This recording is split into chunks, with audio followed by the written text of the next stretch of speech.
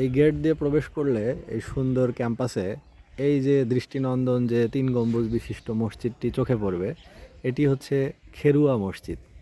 বগুড়ার শেরপুর উপজেলার খেরুয়া মসজিদ ঐতিহাসিক একটি স্থাপনা এবং ইতিহাসের সাক্ষী বহন করে।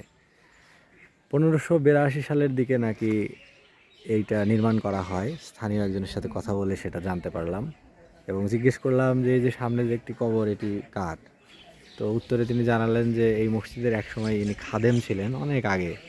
সেই সময় তিনি মারা গেলে তাকে এখানে সমাধিস্থ করা হয়। এবং এই মসজিদটির নির্মাণ কাঠামো যেটি এবং নির্মাণ সামগ্রী সেটি হলো চুন সুরকি। এটা হলো চুন সুরকির তৈরি, অর্থাৎ চুন এবং সুরকি মানে ইটের গুঁড়া, এগুলো মিশিয়ে কম্পোস্ট করে এগুলো তৈরি করা হয়েছে এবং অনেক কিন্তু এটা শক্তিশালী। এবং দেখুন 1582 মানে আজ থেকে প্রায় 500 বছর, 400-500 বছর পুরাতন।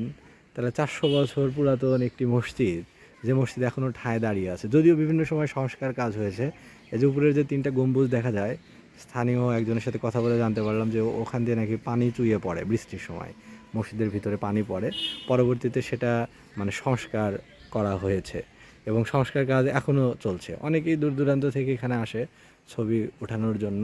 দেখছেন ছায়াঘোরা, যেখানে আম গাছ, তাল গাছ প্রভৃতি রয়েছে। ওই পাশটাতে রয়েছে অজুখানা। এবং এই মসজিদে এই যে 3টা গেট যদিও আছে, 1টা 2টা 3টা গেট থাকলে প্রবেশ পথ হলো এটা, এই যে মাঝখানেরটা।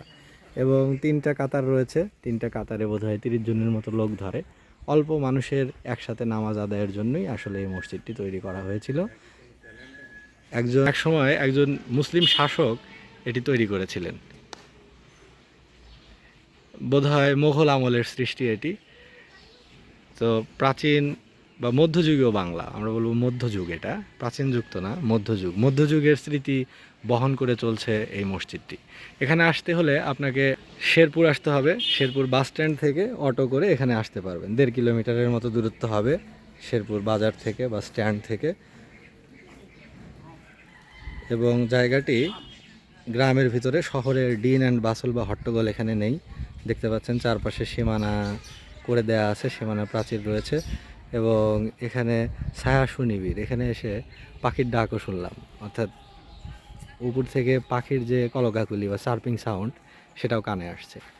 আর মসজিদটি দেখুন ঠায় দাঁড়িয়ে আছে, ইতিহাসের সাক্ষী, কয়েকশো বছর, তার মানে কয় প্রজন্ম গেছে, অনেক প্রজন্ম এই মসজিদটি দেখেছে এবং এখনও এটি বহাল তবিয়তে দাঁড়িয়ে আছে। যদিও সংস্কার কাজ করতে হয় বিভিন্ন সময়, ভূমিকম্পে, বিভিন্ন সময় ঝড়ে, বৃষ্টিতে এগুলো কিন্তু ক্ষয় হয়ে যায়।